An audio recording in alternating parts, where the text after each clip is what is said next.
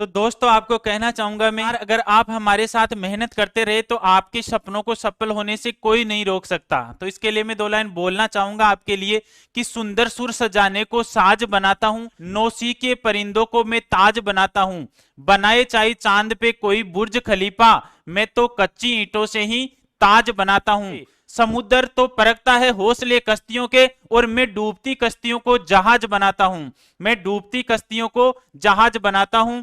तो आपको अगर सिस्टम से अच्छी तरीके से आप हमसे जुड़े रहेंगे तो वादा है मेरा आपसे कि आप लगातार मेहनत करते रहिए। आपको जो एग्जाम में जो आपके राजस्थान जीके के क्वेश्चन आएंगे 25, उनमें से लगभग क्वेश्चन आपकी अंगुलियों पर ऐसे के ऐसे आपको याद रहेंगे।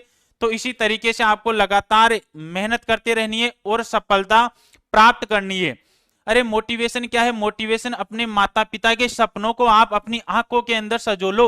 उनके क्या सपने हैं वो आपको पूरे करने, इससे बड़ा दुनिया के अंदर कोई मोटिवेशन नहीं हो सकता। वही मोटिवेशन है उनके। देखो उनके मेहनत करते हुए हाथों को देखो, उनके चेहरे को देखो। मैं तो नया नया आया हूं अभी दुनिया के अंदर, अभी तो मैं तो जवान हुआ हूं, अभी तो जवानी के मजे लूंगा। ये जवानी उनके भी आई थी, अपने माता पिता की चेहरे की झुर्रियां देख रहे हो ना आप, उनके भी आई थी ये जवानी, लेकिन उन्होंने इस जवानी की जगह अपने आपके सपनों को देखा था। उनके कर्तव्य थे कि आपको कैसे आपको पढ़ाऊं, बड़ा करूं, लालन पालन करूं, इस योग्य बनाऊं। आपको सफल बनाने के लिए उन्होंने अपने सपनों को पूरा नहीं किया, तो अब उनके सपने आपके सपने होने चाहिए, उन सपनों को आपको पूरा करके दिखाना है। तो यहां पर मैं आपको दोस्तों कहना चाहूंगा कि आप लगातार मेहनत करते रहिए, आप सफल जरूर होंगे। All the best. नमस्कार दोस्तों, अक्षय एजुकेशन के ई लर्निंग प्लेटफॉर्म पर आप सभी का मैं स्वागत करता हूं। मैं Suresh Chaudhary, faculty of Rajasthan GK. दोस्तों आज हम राजस्थान जीके का बहुत ही शानदार टॉपिक पढ़ेंगे जिसका नाम है राजस्थान के जिलों के प्रमुख उपनाम। तो हमने राजस्थान का बेसिक परिचय कर लिया, इसके बाद में राजस्थान में 33 जिले हैं, इनके प्रमुख उपनाम पढ़ेंगे हम। हर एग्जाम में इनमें से एक क्वेश्चन पक्का आता है उपनामों में से, और ये सारे उपनाम हम बहुत ही सिस्टमेटिक तरीके से पढ़ेंगे ताकि आपको यहीं पर आसानी से ये सारी चीजें याद हो जाए। बहुत ही शानदार ट्रिक के साथ यहाँ पर हम राजस्थान के जिलों के प्रमुख उपनाम और संभाग के अनुसार पढ़ेंगे ताकि आपको आसानी रहे याद करने में। तो दोस्तों देखते हैं, राजस्थान के जिलों के उपनाम पढ़ेंगे हम यहाँ पर। तो राजस्थान के जिलों के उपनामों को हम संभाग के अनुसार पढ़ेंगे। कैसे पढ़ेंगे? संभाग अनुसार।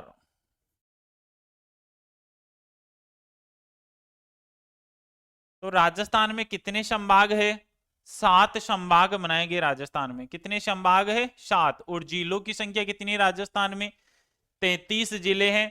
32 थे। अंतिम जिला राजस्थान का बना था प्रतापगढ़, बना था 26 जनवरी 2008 को। तो राजस्थान में कुल जिले कितने हो गए? 33 हो गए। कितने हो गए? और संभाग कितने हैं? 7। तो 7 संभाग कौन कौन से? संभाग आपके सिलेबस में नहीं है, लेकिन उपनाम पढ़ने के लिए हम आसानी रहे इसलिए संभाग के अकॉर्डिंग पढ़ रहे उपनाम। 7 संभाग है: जोधपुर, बीकानेर, अजमेर, उदयपुर, जयपुर, कोटा और भरतपुर। सबसे अंतिम संभाग कौन सा है? भरतपुर है। और ये बना था 4 जून 2005 को। हमारी वसुंधरा राजे सिंधिया उस समय मुख्यमंत्री थी, और भरतपुर को अंतिम संभाग बनाया था, 7वां संभाग। और छठे नंबर पर जो संभाग बना था वो कौन सा था? अजमेर संभाग। बाकी ये 5 संभाग है, ये 1949 में ही बन गए थे। कब बन गए थे ये? 1949 में। और ये अजमेर बना था 1987 के अंदर संभाग बना था ये। और अंतिम संभाग भरतपुर कब बनता है? 4 जून 2005 को। अब इनमें कौन कौन से जिले आते हैं? 7 संभागों में इन 33 जिलों को डिवाइड कर दिया गया है। तो यहां पर बीकानेर संभाग है, जोधपुर है, अजमेर है, जयपुर है, भरतपुर है, कोटा है और उदयपुर है। बात करते हैं संभाग के अनुसार राजस्थान के जिलों के उपनामों की। तो पता रहना चाहिए कि संभाग तो कितने हमारे? 7 है। और जिले कितनी है राजस्थान में? 33 जिले हैं। तो 7 संभाग कौन कौन से? ये पूछ ले आपको, तो कौन से आपको पता रहना चाहिए कि कौन से संभाग है, या कोई किसी जिले का उपनाम देकर पूछ ले कि किस संभाग के अंदर है। तो आप इनको याद रखने के लिए 7 संभागों को एक ट्रिक याद रख सकते हो, जो क्या रहेगी आपके? जैसे हो जाएगा जयपुर, फिर जैसे जोधपुर, फिर ऐसे अजमेर, फिर के से कोटा, फिर यू से उदयपुर, फिर बी से बीकानेर और अंतिम बी से भरतपुर। जयपुर में कितने जिले आते हैं? संभाग में 5 जिले, जोधपुर संभाग में 6 जिले, अजमेर संभाग में 4 जिले, कोटा संभाग में भी 4 जिले, उदयपुर में 6 जिले, बीकानेर में 4 जिले और भरतपुर में कितने आते हैं? 4 जिले। तो अब पूछ ले आपको कि एकमात्र 5 जिलों वाला संभाग कौन सा हो गया? एकमात्र 5 जिलों वाला संभाग कौन सा हो जाएगा? जयपुर संभाग हो जाएगा। एकमात्र 5 जिलों वाला संभाग कौन सा हो गया? जयपुर। इससे पूछ ले ऐसे 2 संभाग जिनमें 6 जिले हैं, 6 जिलों वाले संभाग, तो कौन कौन से हो जाएंगे आपके? एक तो जोधपुर और दूसरा कौन सा हो जाएगा? उदयपुर। एक तो जोधपुर है और दूसरा कौन सा है? उदयपुर। फिर बात करें 4 संभाग ऐसे हैं जिनमें 4-4 जिले हैं। कितने संभाग है ऐसे? 4 संभाग है जिनमें कितने जिले हैं? 4-4 जिले हैं। अब कौन कौन से वो? इसके लिए आप ट्रिक याद रख सकते हो, एक बीबी, एक बीबी। अब एक बीबी के कितने? 4, 4 के कितनी? एक बीबी। तो आसानी से याद रह जाएगा आपको। एक बीबी अजमेर, कोटा, भरतपुर और बीकानेर, 4 संभागों में कितने जिले आते हैं? 4-4।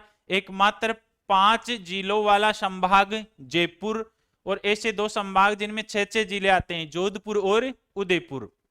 अब बात करते हैं यहां पर कि कैसे याद रखें इनको। तो किस में कितने जिले आते हैं? इसके अलावा एक ट्रिक और याद रख सकते हो आप, ये JJAKUBB, इसको हिंदी में लिखे तो आप लिख सकते हो जज्जा कूब। क्या याद रख सकते हो? जज्जा कूब। हिंदी का एक शब्द याद रख सकते हो, जज्जा कूब। जज्जा कूब को इंग्लिश में वापस कैसे लिखोगे? जज्जा को JJA, ये तो हो गया जज्जा, और कूब को KUBB, KUBB।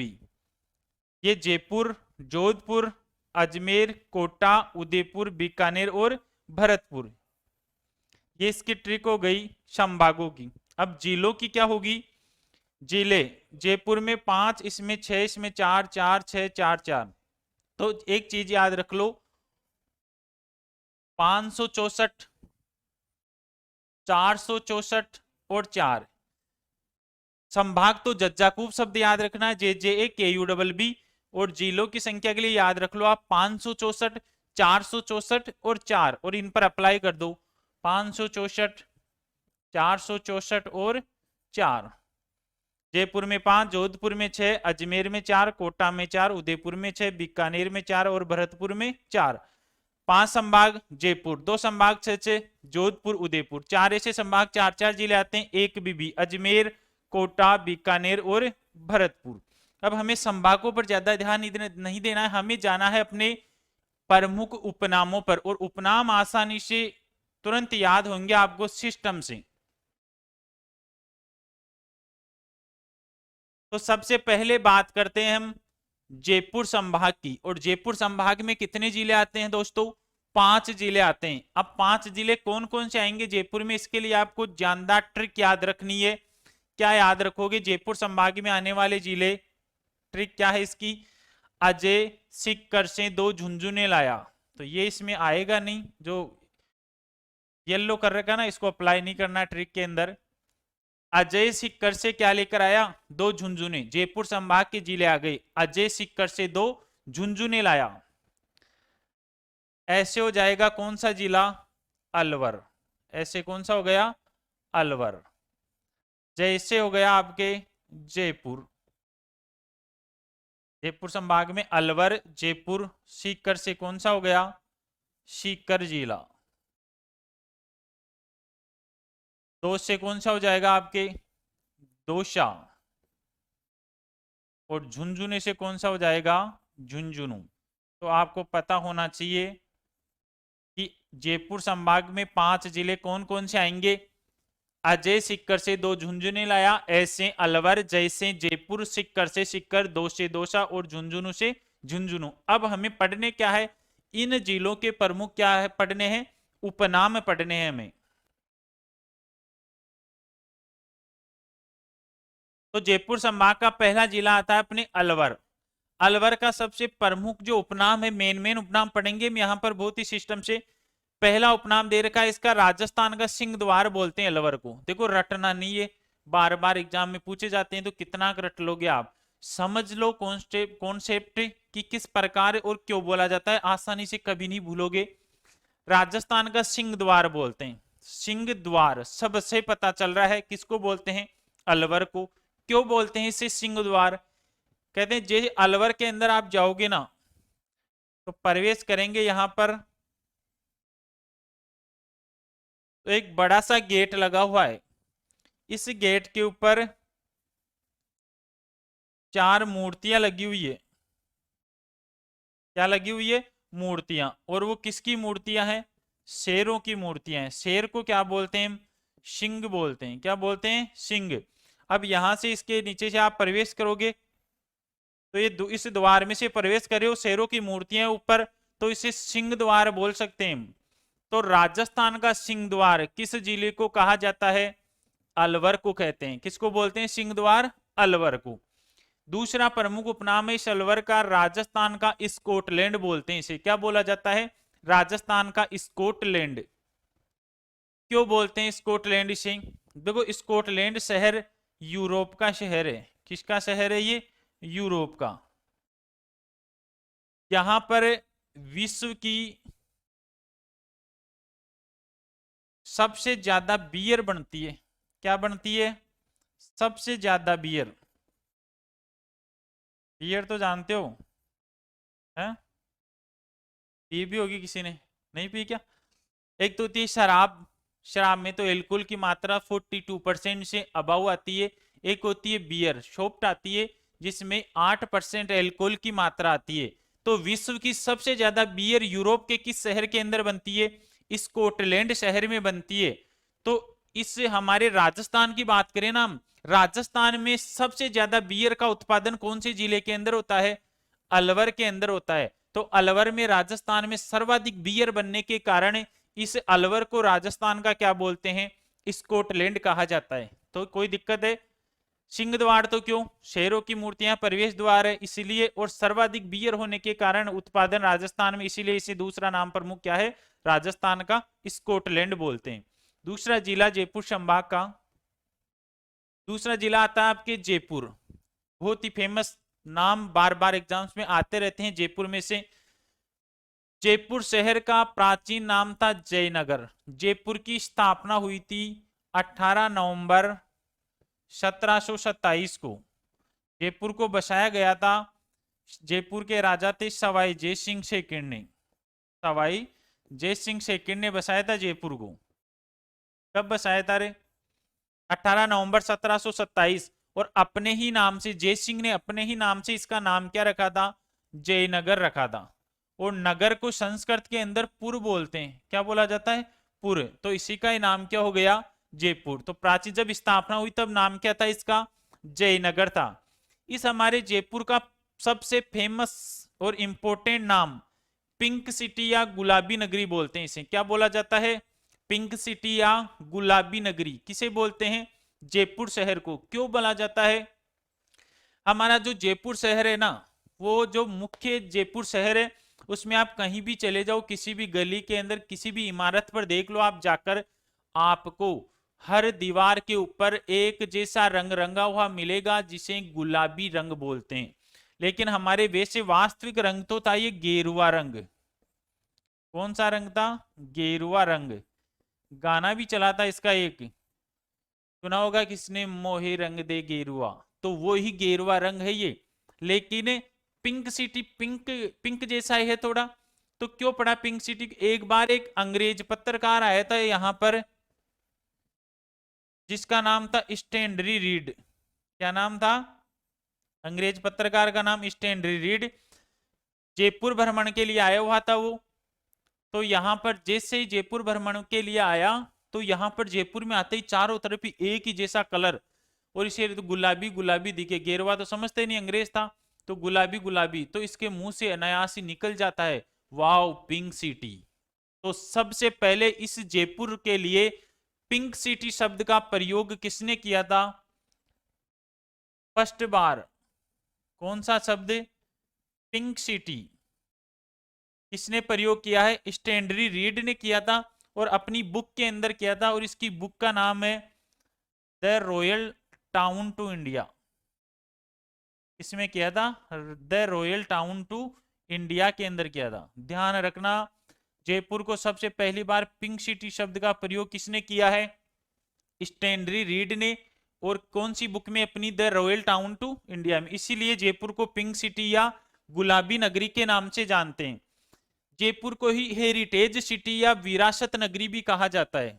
हेरिटेज सिटी या विरासत नगरी क्या होती है? हेरिटेज सिटी या विरासत नगरी, हेरिटेज उन चीजों को बोलते हैं जहां वह स्थान या वह शहर जहां पर 75 वर्ष से अधिक वर्ष से पहले के बहुत सारे मंदिर, किले, दुर्ग, बावड़ियां, ऐसे स्मारक हो वहां पर। तो जयपुर में ये बहुत सारे हैं, इसलिए जयपुर को हेरिटेज सिटी या विरासत नगरी का दर्जा दिया गया है।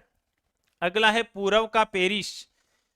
जयपुर को कहा जाता है पूर्व का पेरिस। इंपॉर्टेंट है ये भी नाम। पूर्व का पेरिस किसको बोलते हैं? जयपुर को। क्यों बोलते हैं जयपुर को पूर्व का पेरिस? पेरिस, पेरिस ध्यान रखना ये फ्रांस की राजधानी है। पेरिस शहर किसकी राजधानी है? फ्रांस की राजधानी है। एफिल टावर का नाम सुना होगा, पेरिस के अंदर ही आपका। तो फ्रांस की राजधानी पेरिस है। यहां इस पेरिस शहर के अंदर है, जैसे सड़कों की बनावट है, सड़कें समकोण पर काटती है, उसी प्रकार यहाँ भी जयपुर की सड़कें भी आपको किस पर काटेगी? समकोण पर। किसी भी गली में घुस जाओ आप, वापस मेन रोड पर आकर मिला देगी वो। समकोण वाइज सड़कें बनाई हुई पूरे जयपुर का जो मुख्य शहर था ना उसकी। तो पेरिस जैसी सड़कें होने के कारण इसे जयपुर को क्या बोलते हैं? पूर्व का पेरिस। पूर्व क्यों कहा? क्योंकि यहां पर जब विश्व के नक्शे की बात करते हैं ना, तो ये तो उत्तर, ये दक्षिण, ये पूर्व, और ये दिशा कौन सी होती है? पश्चिम। तो यूरोप तो इस साइड के अंदर है, फ्रांस यूरोप के अंदर ही तो है, और एशिया इस साइड में। तो एशिया के अंदर अपना ये भारत, भारत में राजस्थान, राजस्थान में क्या है? जयपुर। तो यहां पर पेरिस है, लेकिन पूर्व के अंदर भी एशिया शहर है पेरिस जैसा, जयपुर, इसलिए इसे विश्व के नक्शे के अकॉर्डिंग पूर्व का क्या बोलते हैं? पेरिस बोला जाता है। अगला प्रमुख उपनाम है रत्न नगरी बोलते हैं जयपुर को। रत्न नगरी क्यों? जयपुर के अंदर हीरा, पन्ना, जवाहरातों का कार्य बहुत ऐसे किया जाता है। यहाँ जयपुर में एक बाजार भी आपने देखा होगा, नाम भी सुना होगा, जोहरी बाजार। सर्वाधिक हीरे, जवाहरात, पन्नाओं का कार्य यहाँ पर होता है। राजस्थान में सर्वाधिक होने के कारण ये कार्य हमारा जयपुर क्या कहलाता है? रत्न नगरी के नाम से जाना जाता है। नेक्स्ट है दूसरी काशी या द्वितीय काशी बोलते हैं इसे। वास्तविक काशी तो क्या है? यूपी का शहर है काशी, जिसे वर्तमान में वाराणसी के नाम से जाना जाता है। वहां पर जिस प्रकार से वहां की जो वहां धार्मिक अनुष्ठान है या जो भी जितने मंदिर वगैरह वो वहां पर काशी के अंदर ही थे पहले सारे सिस्टम, तो उसी प्रकार से हमारे जयपुर के अंदर भी बहुत सारे मंदिर वगैरह है, धार्मिक चीजें बहुत ज्यादा है। इसी प्रकार से इस जयपुर को किस नाम से जाना जाता है? दूसरी काशी बोलते हैं। क्या कहा जाता है? दूसरी काशी के नाम से भी जाना जाता है। आइलैंड ऑफ ग्लोरी भी कहा गया है जयपुर को। आइलैंड ऑफ ग्लोरी, वैभव का द्वीप बोलते हैं। आइलैंड ऑफ ग्लोरी का मतलब क्या होता है? वैभव का द्वीप। और ये किसने कहा था हमारे इस जयपुर को? सीवी रमन ने कहा था। हमारे वैज्ञानिक हैं सीवी रमन।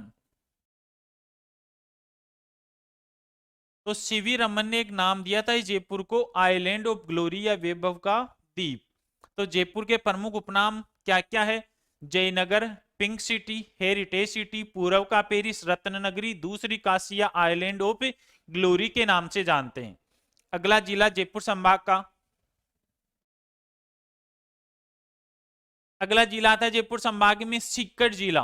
सीकर, सीकर को बोलते हैं हम जल का कटोरा। क्या कहा जाता है? जल का कटोरा। क्यों बोलते हैं इसे जल का कटोरा? क्योंकि सीकर शहर है ना, ये थोड़ा नीचा बसा हुआ है ऐसे खड्डे के अंदर, तो थोड़ी सी भी बारिश आती है ना यहाँ पर, जैसे ही बारिश आई जल्दी यहाँ पानी भर जाता है, तो पानी भरने के कारण इस सीकर को क्या बोलते हैं? जल का कटोरा बोला जाता है। शेखावाटी क्षेत्र राजस्थान में, इसमें 3 जिले आते हैं, सीकर, चूरू और झुंझुनू। तो यहाँ पर जो ये सीकर जिला है ना, ये इनमें मध्य के अंदर होने के कारण इस सीकर को शेखावाटी का हर्ट या हृदय कहा जाता है। तो सीकर को जल का कटोरा या शेखावाटी का हृदय के नाम से जानते हैं। अगला जिला है जयपुर संभाग का दौसा। दौसा 1991 में बना था। कब बना था? 1991 में। आसपास के बड़े बड़े 200 गांवों को मिलाकर बनाया गया था ये, इसी कारण इसका नाम क्या पड़ा था? दौसा पड़ा था। तो इस दौसा को क्या कहा जाता है? 200 गांवों का समूह के नाम से जानते हैं। 200 गांवों का समूह किसे बोलते हैं? दौसा को कहते हैं। अगला जयपुर संभाग का जिला है झुंझुनू जिला। झुंझुनू को बोलते हैं शेखावाटी का सिरमौर जिला। शेखावाटी में बताए थे 3 जिले, सीकर, चूरू, झुंझुनू। इनमें से सबसे प्रमुख जो जिला है ना, सबसे अग्रणी इन तीनों के अंदर, तो सबसे कौन सा है? झुंझुनू। तो शेखावाटी का सिरमौर जिला बोलते हैं। ये भी खूब बार पूछा गया। राजस्थान का ताम्र जिला किसको बोलते हैं? किसे बोलते हैं? झुंझुनू को। क्यों बोलते हैं? ताम्र मतलब तांबे से संबंधित है। इसे झुंझुनू में एक जगह पड़ती है जिसका नाम है खेतड़ी। क्या नाम है? खेतड़ी। यहाँ पर राजस्थान में सर्वाधिक तांबा निकलता है। सर्वाधिक क्या निकलता है यहाँ पर? तांबा। खेतड़ी के अंदर सर्वाधिक क्या निकलता है दोस्तों? तांबा। और इस खेतड़ी को राजस्थान की ताम्र नगरी के नाम से भी जाना जाता है। ध्यान रखना, राजस्थान की ताम्र नगरी पूछ ले तो क्या आ जाएगा? खेतड़ी। तांबा खेतड़ी में निकलता है। खेतड़ी किस जिले में? झुंझुनू में है। तो झुंझुनू को राजस्थान का क्या बोलते हैं? ताम्र जिला। तो यह आपके 5 जिले हो गए जयपुर संभाग के प्रमुख उपनाम। नेक्स्ट देखते हैं अगला संभाग।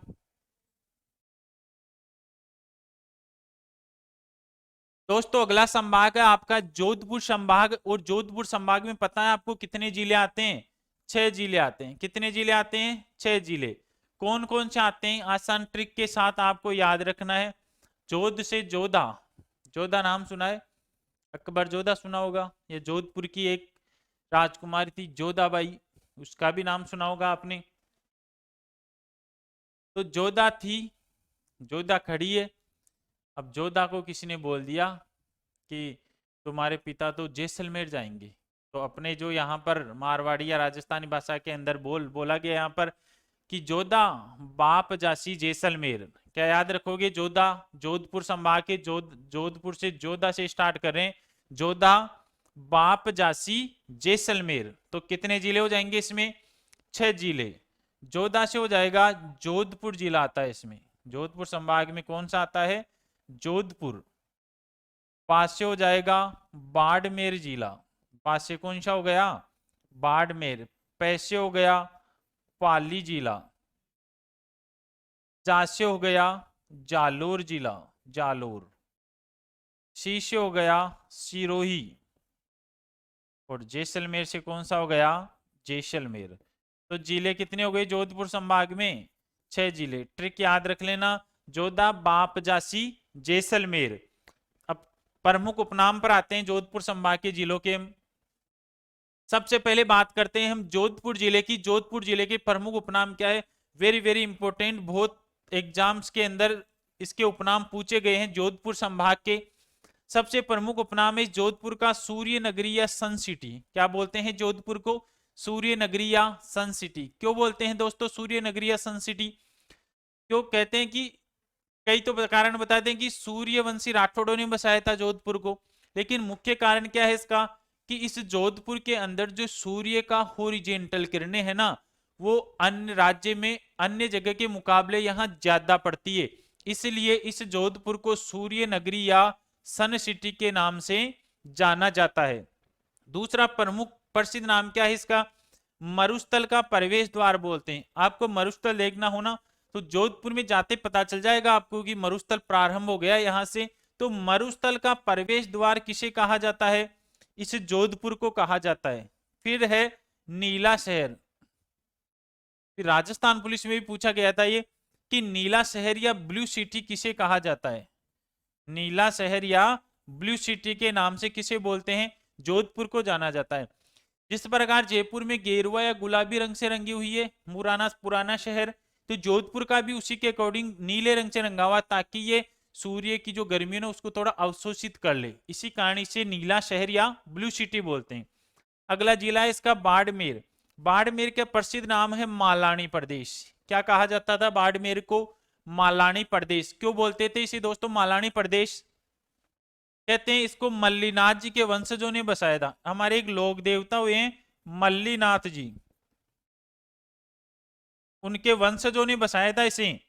इसीलिए यहाँ कहा जाता है कि यहाँ पर पहले ना मालानी नस्ल के घोड़े बहुत थे। घोड़ों की नस्ल मालानी नस्ल बहुत प्रसिद्ध नस्ल थी।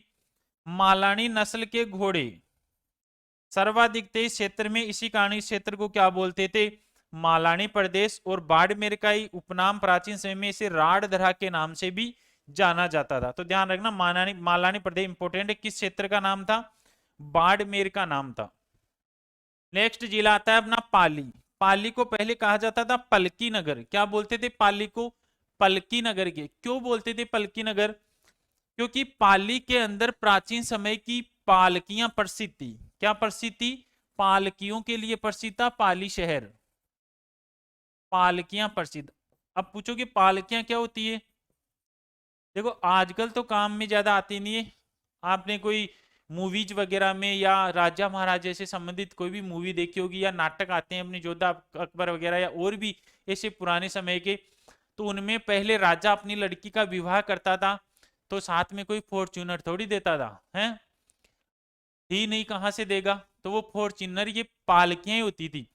एक लकड़ी बनाई हुई होती थी पालकी, उसको कवर बनाकर पैक कर दिया जाता था, पर्दे लगा दिए जाते थे उसके, और चार व्यक्तियों को बोलते थे इसको उठाओ, और अपनी बेटी को बैठकर डोली की तरह उसमें विदा किया जाता था। वो क्या होती थी? पालकियां। और वो प्राचीन समय में कहाँ की प्रसिद्ध थी? इस पाली की प्रसिद्ध थी। तो पालकियों के कारण प्रसिद्ध होने के कारण ये पाली प्राचीन समय में क्या कहलाता था? पलकी नगर के नाम से जाना जाता था। नेक्स्ट जिला इस जोधपुर संभाग का जालोर। जालोर को बोलते थे प्राचीन समय में जाबालीपुर। क्यों कहा जाता था जाबालीपुर? यहाँ पर एक ऋषि रहते थे जिनका नाम था जाबाल ऋषि। कौन से ऋषि? जाबाल ऋषि। और जाबाल ऋषि इस क्षेत्र में रहे, इसी कारण जाबाल ऋषि की तपोभूमि थी ये। जाबाल ऋषि ने यहाँ पर तपस्या की थी, तो जाबाल ऋषि की तपोभूमि होने के कारण ये क्षेत्र क्या कहलाता था? पहले जाबालीपुर के नाम से जाना जाता था। नेक्स्ट प्रसिद्ध नाम है इसका सुवर्णगिरी। शु यानी अच्छा होता है, सुवर्ण यानी अच्छा रंग, गिरी पहाड़ियों को बोलते हैं। तो यहाँ पर ग्रेनाइट की पहाड़ियां बहुत ही शानदार मनमोहक, इसी कारण हमारे जालोर का प्रसिद्ध नाम क्या है? सुवर्णगिरी। एक ध्यान रखना, एक आता है स्वर्णगिरी, वो स्वर्ण नगरी आता है। तो स्वर्ण नगरी तो जैसलमेर को बोलते हैं, ये तो किसको बोला जाता है? जैसलमेर। कंफ्यूज हो जाते कहीं। और सुवर्णगिरी किसे बोलते हैं? जालोर को कहा जाता है। नेक्स्ट है ग्रेनाइट सिटी। राजस्थान में सबसे ज्यादा ग्रेनाइट कहाँ निकलता है? राजस्थान में सबसे ज्यादा ग्रेनाइट निकलता है जालोर जिले में, इसीलिए इसे किस नाम से जानते हैं? ग्रेनाइट सिटी के नाम से। अगला जिला है सिरोही। सिरोही का प्रसिद्ध नाम है अर्बुद प्रदेश। सिरोही का प्रसिद्ध नाम क्या है? अर्बुद प्रदेश। ये इसमें गलत टाइप हो गया शायद। सिरोही का प्रसिद्ध नाम क्या है? अर्बुद प्रदेश है। अर्बुद प्रदेश क्यों कहा जाता था प्राचीन समय में इस सिरोही को? इसके पीछे एक छोटी सी कहानी है। क्या है कहानी? कि यहां पर क्या हुआ, एक बार एक कोई गाय चर रही थी। क्या चर रही थी? गाय। अब वो गाय चरते चरते क्या हुआ, एक खड्डे के अंदर आकर गिर जाती है। किसमें गिर गई? खड्डे के अंदर। अब वो खड्डा इतना गहरा था कि गाय से निकला ही नहीं गया। अब जैसे ये गाय नहीं निकल पाती है, तो यहां से पास से एक सांप जा रहा था। वो सांप इस गाय को देख लेता है, रुक जाता है यहाँ पर। इसने सोचा तड़प रही है, निकला नहीं जा रहा है इससे, तो ये नाग क्या करता है, इस गड्ढे में प्रवेश कर गया। प्रवेश करके और ऐसे गोल गोल घूमने लग गया। तो ये गाय इसके ऊपर आ गई और इस गड्ढे से क्या हो जाती है? बाहर निकल जाती है। कौन से क्षेत्र की घटना थी ये? सिरोही क्षेत्र की। और इस नाग का क्या नाम था? अर्बुद नाग था। नाग का नाम क्या था? अर्बुद नाग। तो इस अर्बुद नाग के कारण इस क्षेत्र को प्राचीन समय में किसके नाम से जानते थे? अर्बुद प्रदेश के नाम से जाना जाता था। वैसे सिरोही का वास्तविक नाम सिरोही तो क्यों पड़ा था? शिरोही, सिर मतलब सिर, रोही का मतलब होता है काटना, तो इसका वास्तविक नाम तो होता था सिर काटने वाली। क्या नाम था? सिर काटने वाली। इसीलिए इस क्षेत्र का नाम सिरोही पड़ा था, क्योंकि प्राचीन समय में इस सिरोही की तलवारें प्रसिद्ध थी। तलवारें युद्ध के अंदर बहुत फेमस थी। सिरोही की युद्ध में सिरोही की तलवारें मंगाई जाती थी। बोला एक ही बार में अभी सलाद की तरह तैयार कर देंगे युद्ध के अंदर, तो ऐसी तलवारें सिरोही से आती थी। तो इसीलिए सिरोही को सिर काटने वाली शाब्दिक अर्थ होता है। तलवारें प्रसिद्ध होने के कारण वैसे प्राचीन नाम क्या था इसका? अर्बुद प्रदेश था। नेक्स्ट जिला इसका जोधपुर संभाग का अंतिम जिला है छठा जैसलमेर।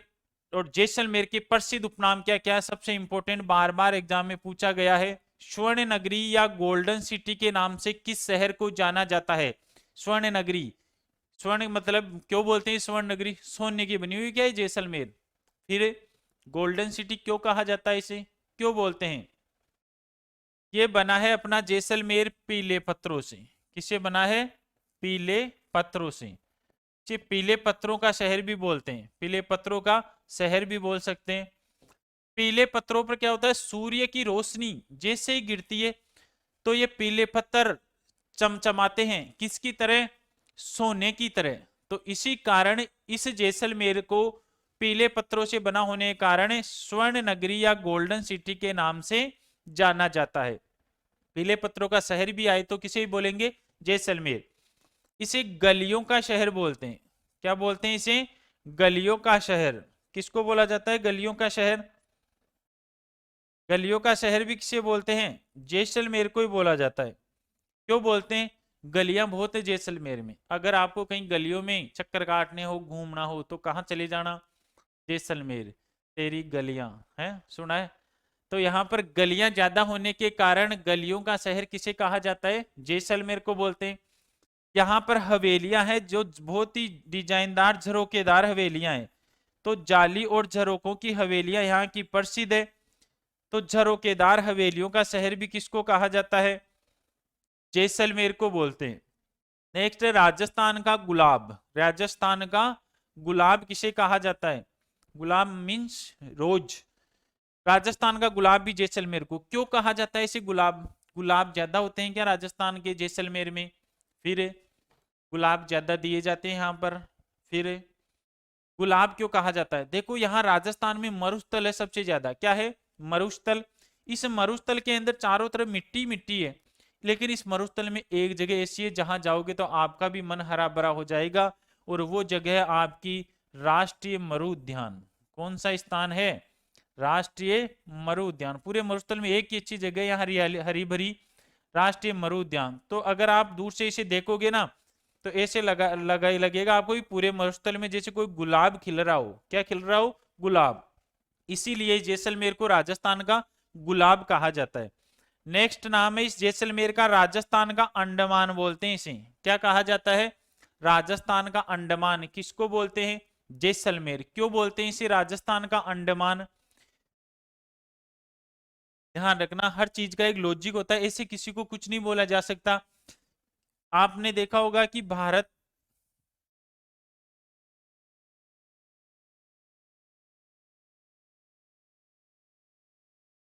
ऐसा अपना भारत है, तो इस भारत के इधर तो अरब सागर है और इधर क्या है?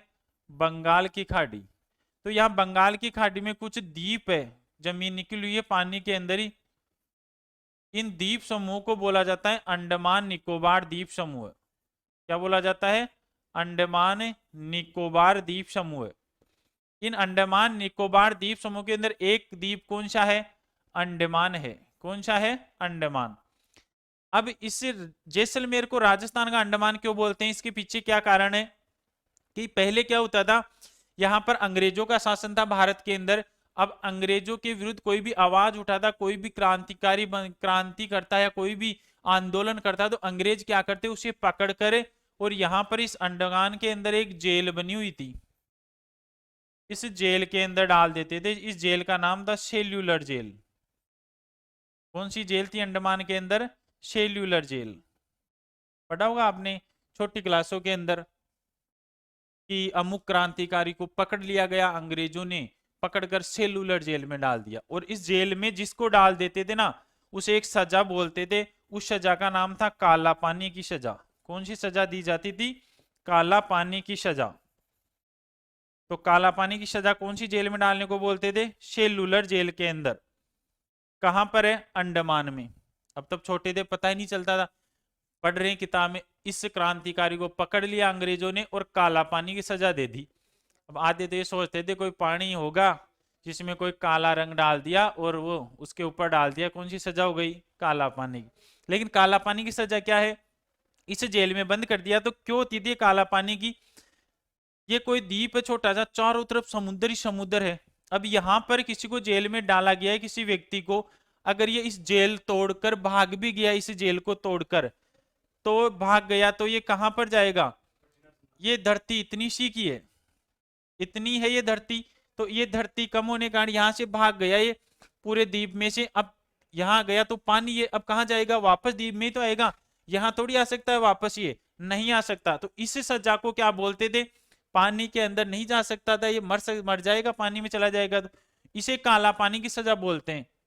आपने एक मूवी देखी होगी, सलमान खान की मूवी है वांटेड, शायद वांटेड ही होगी, उसमें वो एक साउथ का मतलब ऐसे गुंडे टाइप का रोल करता है, वो विलेन का, प्रकाश राज। तो वो क्या करता है कि उसको ये सलमान खान गिरफ्तार कर लेता है, गिरफ्तार करके क्या करता है, पकड़ लेता है, और पकड़ कर एक जहाज होता है, इसे जहाज के अंदर ले जाकर इसे क्या कर देता है? बैठा देता है, बंदी बना लेता है, और चारों तरफ पुलिस वाले लगा देता है इसके। इनको बोलता है कि इसका ध्यान रखना वरना ये भग जाएगा। पुलिस वाले थोड़ी देर तो देखते रहते हैं, फिर सो जाते हैं। जैसे ही पुलिस वाले सोए, ये उठता है यहाँ से और भगता है, भगता भगता सीढ़ियां चढ़ते चढ़ते चढ़ते चढ़ते चढ़ते ये यहाँ आ जाता है छत के ऊपर। यहाँ कर बाहें फैलाकर बोलता है कि मैं आजाद हो गया। क्या हो गया? आजाद। जैसे ही आजाद होने के लिए बाहें फैलाई, चारों तरफ आंखें खोलकर देखता है, समुद्री समुद्र दिखाई देता है इसको। बोला ये कहाँ गया मैं? चुपचाप बोला मैं तो जहाज के अंदर हूं, वापस आकर बैठ जाता है, अब पानी में थोड़ी कूदेगा, वापस आकर बैठ गया। तो ये सजा कौन सी हो जाती है? काला पानी की। तो हम जैसलमेर की बात करें कि इसे काला पानी क्यों बोलते हैं अपने राजस्थान का, कि इसी प्रकार अगर किसी व्यक्ति को यहाँ जैसलमेर में लाकर छोड़ दिया ना, तो वहां तो पानी है लेकिन यहाँ पानी है ही नहीं, मरुस्थल है, वहां पानी की वजह से मर जाएगा और यहाँ बिना पानी के मर जाएगा ये मरुस्थल में। इसीलिए इसे क्या बोलते हैं? जैसलमेर को राजस्थान का क्या कहा जाता है? अंडमान कहा जाता है। तो आपका जोधपुर संभाग भी यहां पर कंप्लीट हो गया है दोस्तों। नेक्स्ट संभाग देखते हैं।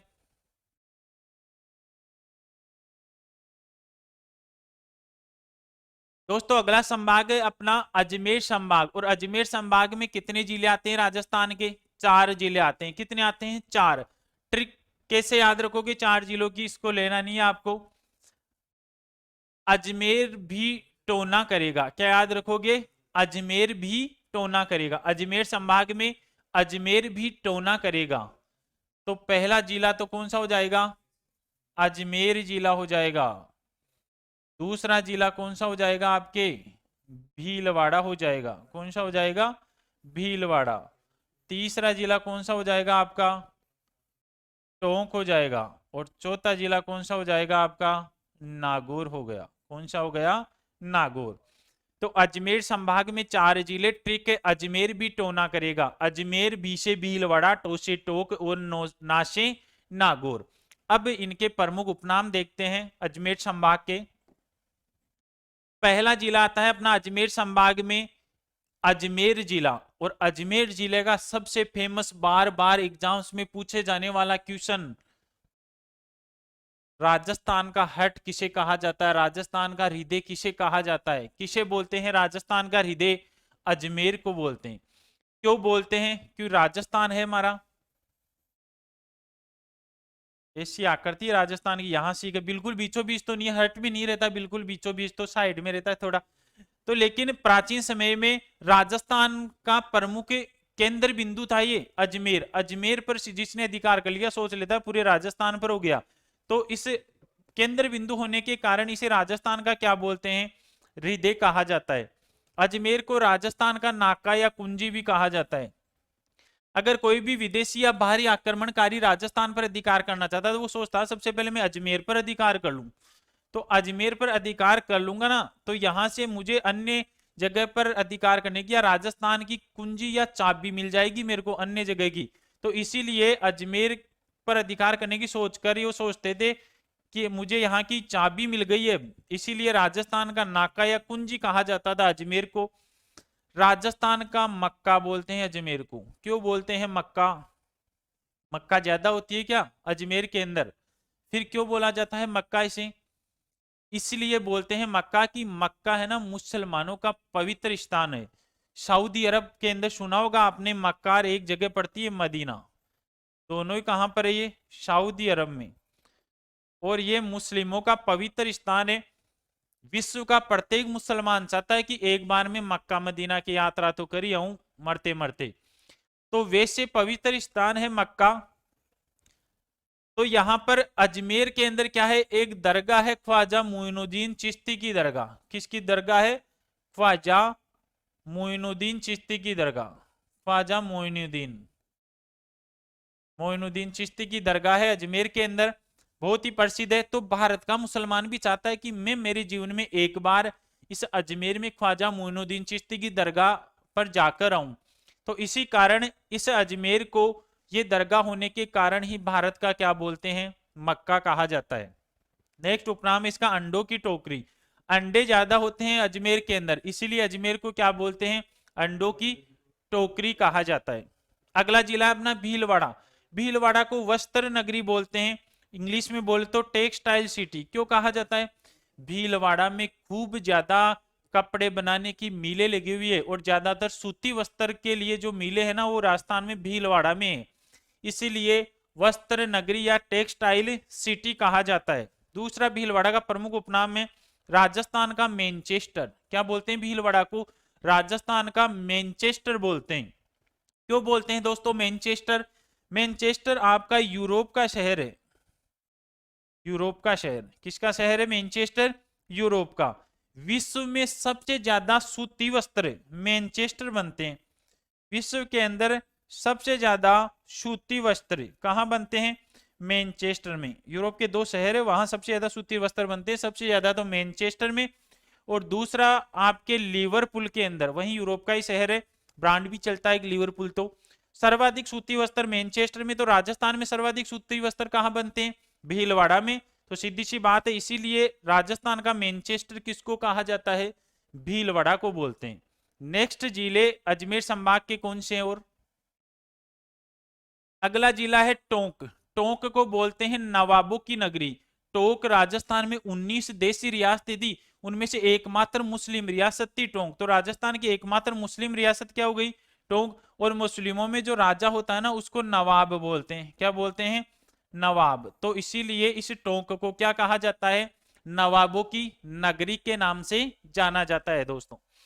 नेक्स्ट है नागौर जिला। नागौर को बोलते हैं औजार नगरी या धातु नगरी। धातु के यहाँ औजार खूब बनाए जाते हैं नागौर के अंदर, इसीलिए नागौर को औजार नगरी या धातु नगरी बोलते हैं। इस नागौर को नागाना कहा जाता था प्राचीन समय में, या अहि छत्रपुर के नाम से जाना जाता था। इंपॉर्टेंट ध्यान रखना भाई, 2-3 एग्जाम में अभी पूछा गया है। अहि छत्रपुर किसका प्राचीन नाम था? किसका था? नागौर का। क्यों कहते हैं अहि छत्रपुर? इस क्षेत्र को क्यों कहा गया था?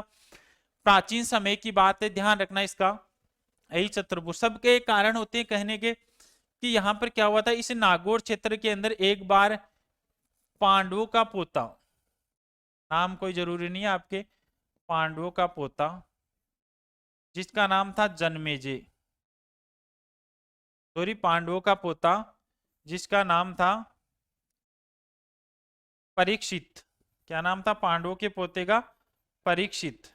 और इस परीक्षित के भी एक बेटा था, इस बेटे का नाम था जन्मेजय। जन्मेजय।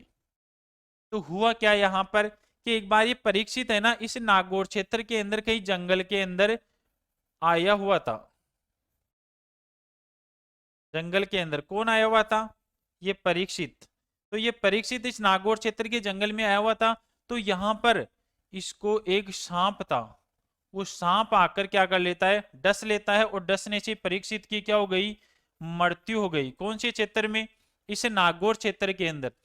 इस बात की जानकारी इस परीक्षित के बेटे जन्मेजय को लग गई कि मेरे पिताजी को कहीं पर नाग ने किसी सांप खा गया और मेरे पिता की क्या हो गई है, मृत्यु। इसको गुस्सा आ गया, बहुत शक्तियां थी इसके अंदर, तो ये आ जाता है इस नागौर क्षेत्र में और आकर बैठ जाता है यहाँ पर और शपथ ले लेता है यहाँ बैठकर। बोला मेरे बाप को जिस नाग ने मारा है ना, तो मैं इस क्षेत्र के आसपास के सारे नागों को, सांपों को क्या कर दूंगा, आज समाप्त कर दूंगा। ऐसी शपथ लेकर यहाँ बैठ जाता है ये जन्मेजय। और सिद्धियां प्राप्त थी, शक्तियां थी इसके अंदर। बहुत पंडितों को बुला लिया और बोला आओ मंत्रों की आहुति देंगे। सांपों को बुलाने वाले मंत्र, सांप इधर गच्छामि, और किसके अंदर, इस यज्ञ के अंदर जाओ। ऐसे मंत्रों की आहुतियां देने लग गया जन्मेजय यहाँ बैठकर। तो यहाँ पर आसपास के जो छोटे मोटे सांप थे, निकल निकल निकल निकल के बिल्लों से आ जाओ भाई, इसकी ज्वाला के अंदर आकर गिरने लग गए और क्या करने लग गए, मरने लग जाते हैं। जैसे ही सांप आ रहे हैं, मंत्रों की आहुतियां दबा दबा के तेज तेज के ऊपर तेज, और सांप और तेज आ रहे हैं। आओ आओ, किधर है, इस यज्ञ के अंदर। ओ आकर इसमें क्या हो रहे हैं, गिर रहे हैं। लेकिन इसके पिता परीक्षित को जिस सांप ने खाया था ना, वो सांपों का देवता था। क्या था, देवता। और उस सांप का नाम था नागों का देवता, से नाग देवता भी बोलते हैं। और उस सांप का नाम था तक्षक नाग। कौन सा नाग था, तक्षक नाग था। अब यहां पर ये तक्षक नाग, इसमें भी शक्तियां थी, नागों का देवता, छोटे मोटे मंत्रों से तो फर्क ही नहीं पड़ा इसके। बोला आराम से सो रहा है नींद के अंदर। अब इसने सोचा कोई आया ही नहीं अभी तक, जो मेन नाग था वो तो देवता, तो नागों का। तो इसने मंत्रों की आहुतियां और तेज कर दी। बोला स्पीड से मंत्र बोलो, 200 की स्पीड से चलना लग गया ये। तो जैसे ही स्पीड बढ़ाता है, तक्षक नाग सो रहा था आराम से यहाँ पर, और जैसे ही ये इसने स्पीड बढ़ाई, तक्षक नाग के अपने बिल के अंदर था यहाँ पर, और इसके झटका लगने लग गया। बोला ये क्या हो रहा है, कंपन होने लग गया, करंट होने लग गया इसके शरीर में। अब इसने सोचा कि क्या हो रहा है, इधर इसने और तेज बढ़ा दी स्पीड मंत्रों की। बिल के अंदर से निकल गया भाई तक्षक नाग, नागों का राजा, और अपनी शक्ति से रोकने की कोशिश कर रहा है खुद को। इधर ये स्पीड बढ़ा, रुक नहीं रहा है, और यहाँ आ गया इस यज्ञ के ऊपर। तो यज्ञ के ऊपर आकर ये तक्षक नाग क्या कर लेता है, अपनी फन फैला लेता है। आकर क्या फैला ली इसने, फन फैला ली इस यज्ञ के ऊपर। जन्मेजय ने सोचा कि आ गया देवता है, डालो इसके अंदर ही, मंत्र बढ़ाए। इसने भी अपनी पूरी ताकत लगा ली। बोला मैं नहीं गिरूंगा इसके अंदर। दोनों के मंत्र और स्पीड, दोनों की शक्तियां भिड़ रही यहाँ पर। कुछ समय तक ऐसी स्थिति में रहा ये तक्षक नाग इस यज्ञ पर ऐसी फन करके। तो यहाँ पर अहि छत्र, अहि है ना किसका पर्यायवाची, ध्यान रखना, हिंदी में भी आ सकता है आपकी, सांप का पर्यायवाची अहि। और छत्र किसको बोलते हैं, छत्र बोलते हैं फन को। तो यहां पर इस सांप ने, अहि ने फन फैलाई है। कौन से पूर्व बोलते हैं, नगरिया स्थान को। कौन से स्थान पर, इसी नागौर स्थान के यज्ञ पर। तो यहाँ पर सांप ने फन फैलाने के कारण यह क्षेत्र प्राचीन समय में किस नाम से जाना जाता था, अहि छत्रपुर के नाम से जाना जाता था। आसपास के नाग आए इस यज्ञ के अंदर, ज्वाला में गिर गिर के मरे हैं। तो नाग आने के कारण यह क्षेत्र क्या कहलाया, प्राचीन समय में नागगणा कहा जाता था। तो यहाँ पर आपके अजमेर संभाग के चारों जिले क्या हो गए दोस्तों, कंप्लीट हो गए। अब बाकी जो संभाग पड़े, जो बच गए, वो अगले वीडियो के अंदर पढ़ेंगे। तो वीडियो बहुत ही इंटरेस्टिंग तरीके से आपको आसानी से समझा कर पढ़ाए जाएंगे। ज्यादा से ज्यादा लाइक, शेयर और कमेंट कीजिए, अपने दोस्तों को भी शेयर कीजिए। और जो भी आपके टॉपिक दे रखे बहुत इंटरेस्टिंग और आसान ट्रिकों के साथ आपको सारे पढ़ाए जाएंगे। धन्यवाद दोस्तों।